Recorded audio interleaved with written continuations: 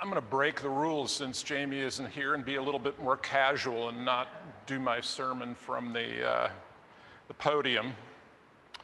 So I was listening to a podcast the other day while I was mowing my lawn and kind of thinking about this sermon for the first time.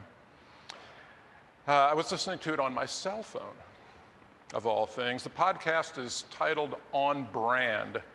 And it's hosted by Donnie Deutsch, who some people know as a kind of a famous ad man and branding guy who appears on NBC and MSNBC from time to time.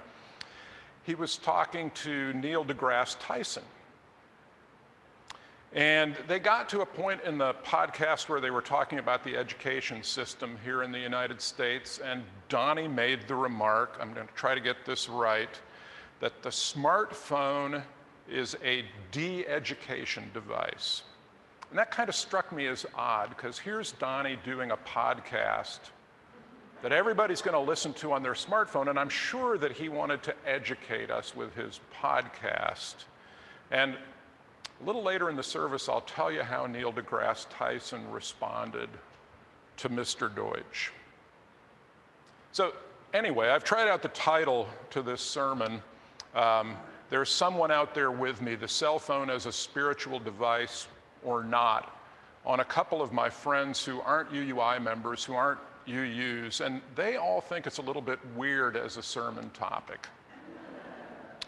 But a famous sort of UU, Kurt Vonnegut, when he spoke at a college graduation ceremony in the 70s, remarked to the grads that they would all have two trials in their lives. And the trials would be boredom and loneliness. Boredom and loneliness. Now maybe this kind of spirituality is only a UU thing, I don't know. But anyway, as a guy who's had the same cell phone number since 1985, I thought I'd give it a little thought and talk about it. Now, human beings have always wanted to be connected with other human beings. We're sort of pack animals. They want to know that they are not alone. And I want to keep this to cell phones and not wander around a little bit, but a little historical context might be appropriate. See, an old guy like me remembers as a kid back in the late 50s and early 60s that walkie-talkies were the cool kids' toys. Probably some people these days don't even know what a walkie-talkie is. But it was a really cool thing to be out messing around, to be mobile, and to be able to communicate with your little buddies. We even speculated about walkie-CEs. That was going to be the cool thing that we'd have in the Buck Rogers future. And my jobs have always involved being out on the road in cars or airplanes, but it started out in cars, calling on customers. You know, I'd be out driving around alone, and at first, my first communication device in the car was a CB radio. And the premise of the CB radio was to not get speeding tickets, you know, to be warned by some truck driver about where the cop was hiding on the side of the road. But from time to time, and usually late at night, I'd actually get into a conversation with some lonely trucker. You know, if they were going the same way I was going, you could talk for 5 minutes. CB radio let me know that there was, in fact, somebody out there with me. Now, this was all analog stuff, a far cry from digital and cellular communications, even in their rudimentary forms.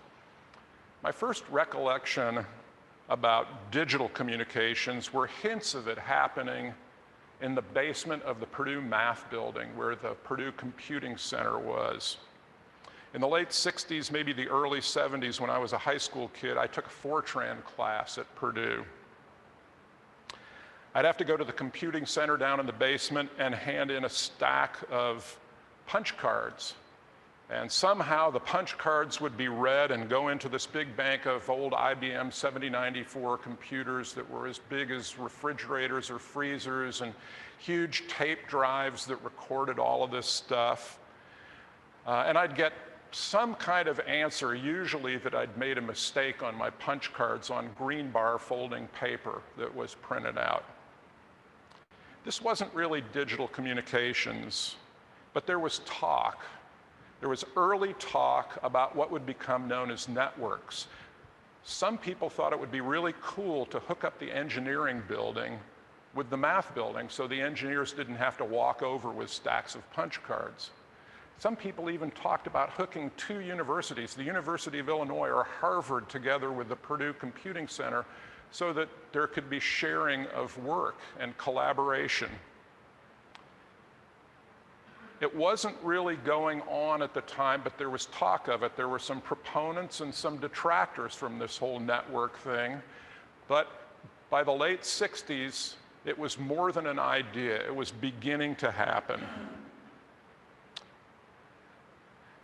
Now, even though the machines in the basement of Purdue weren't networked together, there was sort of a geeky proto-network there. It was the grad students who ran the place and were in this kind of in-crowd. And even though I came there with my deck of cards, and even though some of them knew my name because my dad was a math professor who had an office upstairs, up above, they didn't really acknowledge me. I was on the outside looking in. It's kind of like looking through a glass at an ant farm. It was really sort of the prototype of a social network among these guys, and I was on the outside. Most of the professors weren't even members of this network. My dad, for instance, who was a geek through and through and who loved computing devices, really had no intention at all at having a hands-on relationship with the computing center. He didn't even really want to learn how to write programs in the Fortran I was learning. He had grad students to write his programs and to take the theory that was going on in his head and change it into the bits and bytes that communicated with those big computers. He was on the outside too.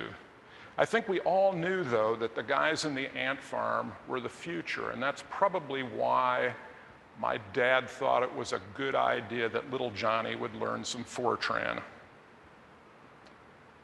But back to cell phones, back to the matter at hand. The first cellular service started in the United States in around 1984. We now call it 1G. We're up to 5G. 1G, first generation cell service. And about a year later, I got my first cell phone. Wasn't really it was kind of a phone, but I mounted this big thing that was about as big as my CB radio in the trunk, and I put some cabling through a hole that I drilled into a place up to the roof where the antenna was, and ran it under the carpet to the handset that was in the front of the car. My justification for this, aside from being a nerd who was captivated by the latest technology, was that my customers would be able to communicate with me directly, and I wouldn't have to stop at a payphone and ask for my messages from the secretary back at work. These first phones were the service was sort of spotty, so my customers were probably more frustrated than anything, because a lot of times they couldn't really get a hold of me anyway, and we didn't have voicemail back then. The other bad thing that I remember about this is it allowed my boss, who was a real micromanager, to get a hold of me too. So that was my kind of first experience with the good and the bad of cellular service. As cell phones got smaller and smaller and more mobile, the utility of the phone sort of declined, and the utility of the applications for the phone were the thing. And the first killer app that affected my life was voicemail. I was working at the North American division of a Fortune 100 company at the time, And I think the whole idea of voicemail to the management was that they could get rid of Debbie, the receptionist, and not have to pay her salary. Well, it didn't really work out that way. A couple of reasons. The first reason is that the first iteration of voicemail was kind of counterintuitive and, it just didn't really work. And without Debbie, if people tried to use the automated features, they'd end up in some back alley of voicemail and never get a hold of who they wanted to. And the second reason is humans are humans and they want to talk to humans, and people just like Debbie. Voicemail got a lot better and more efficient as time went on, and customers and coworkers began to know that they could reliably leave a message for just me and that I was going to get it. And it's great to be that connected. Except for that little ding of a waiting voicemail, or maybe the ding, ding, ding of a bunch of waiting voicemails when you're in a long meeting and you can't get back to people when they want you to. Maybe it would be better just not to know. I don't know. So speaking of killer apps and the ant farm and knowing that someone is always out there, the little Swiss company I worked for at the end of my working career designed a real killer app. We had a customer that printed stickers. These are like the stickers that a teacher will give their favorite student, or bumper stickers, or little personalized labels that you put on something. And this is old stuff. These have been around for a long time, but this company designed a digital storefront where you could go online, order short runs of these stickers, custom any shape you wanted, or choose from a library of shapes they had, put your own graphics in there or choose graphics that they had, and they'd print, cut these stickers, box them up, and ship them to you in a couple of days. It was pretty revolutionary. The genius dude who founded this little company in upstate New York was really good at this digital storefront thing. It really started to take off, and we sold cutting machines to cut up these stickers, but he was really not very good at the back end where the production was happening. So we wrote this really killer app to take in the data from the storefronts, to stream it back. He ended up having, he still does, he has almost 200 inkjet printers, big, huge 60-inch wide inkjet printers printing these rolls of paper with the stickers on it. He has 170 of our cutting machines, and he has all these pick and pack robots that take the stuff off the back end, put them in boxes, seal them up, labels are printed, a guy slaps the label on, and hopefully it goes out the back door and ends up at your door. Now, where do cell phones come in on this? One of the engineers that worked for me, Pete Alston, a real geek, a great guy, designed a part of this killer app for the production side that said that anybody who had a cell phone, a modern smartphone, it was right at the beginning of the smartphone era of cell phones, who had a network connection at this place could look at the whole production system graphically. You could see everything that was going on, every job in the shop and where it was. That sounds pretty cool, doesn't it? It is pretty cool.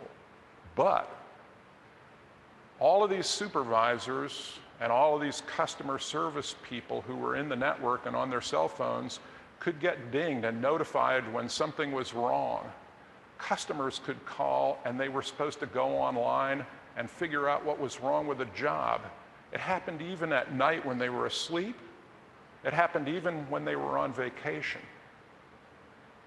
They didn't like my buddy Pete very much, and they didn't like the bosses, and some of them actually quit.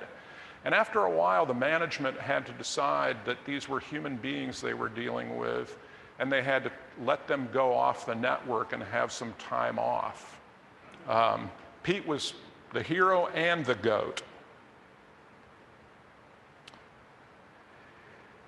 So by the way, if you've ever ordered stickers online, there's about a 90% chance you're ordering them from those people. What they do now is they build storefronts for almost everybody in the world who wants to sell stickers, and they label it for them, but you're getting stickers out of the back of this factory in our app. So the cell phone, see now I'm having a problem with my cell phone and the script here.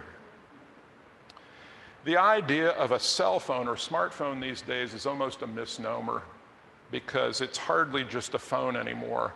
I suppose for some old people who still make calls, it's still just a phone.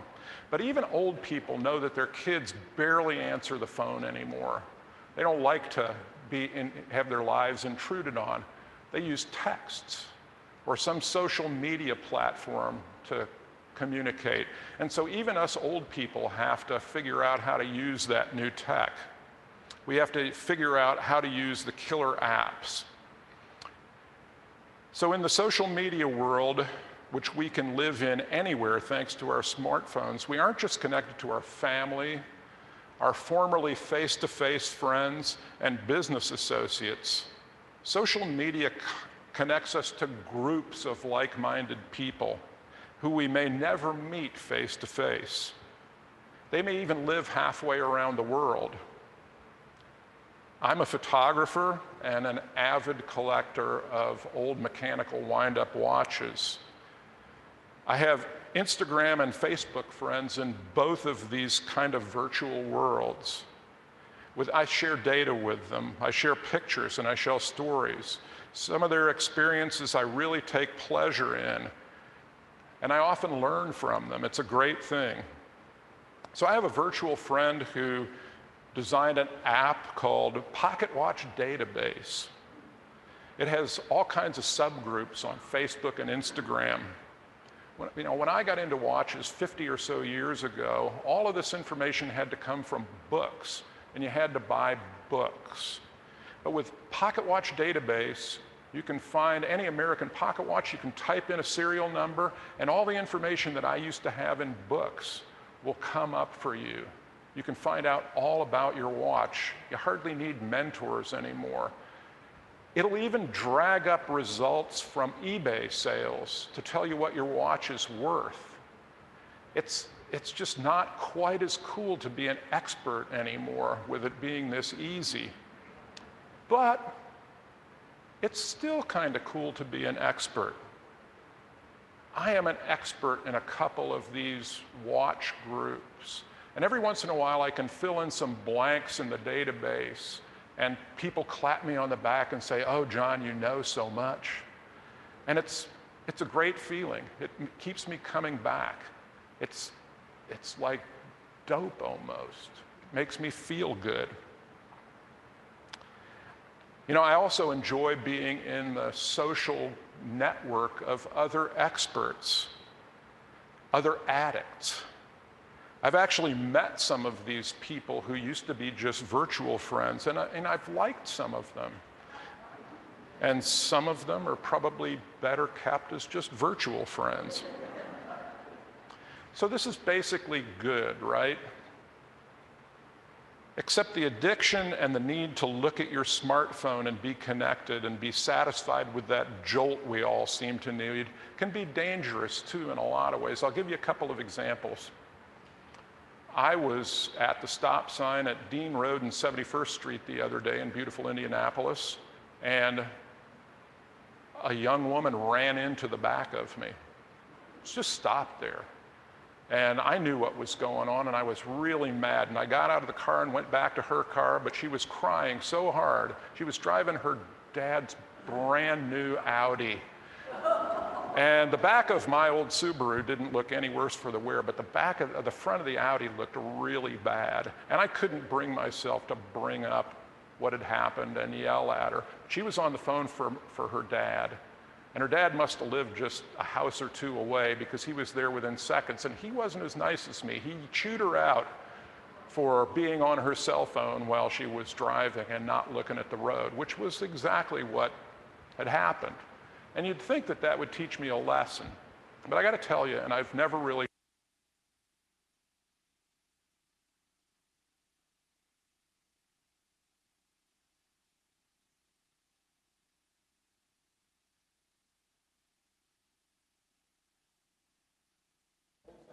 I'll go around here. Ah, there we go.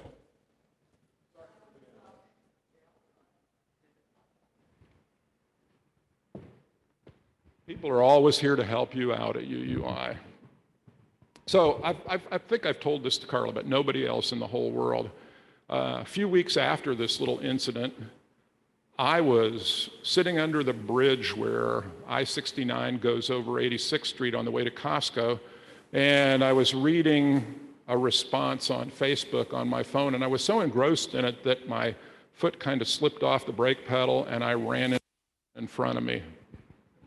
And it was just a tap.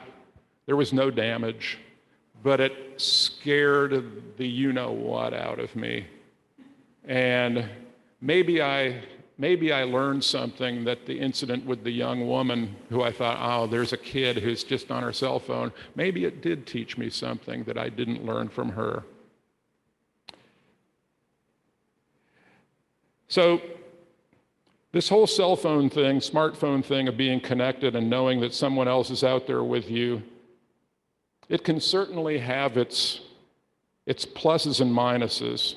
You know, my dream, I have this dream all the time, is to be able to go back to that computing center at Purdue in 1969 with my iPhone 13 with 0.5 terabyte of solid state storage.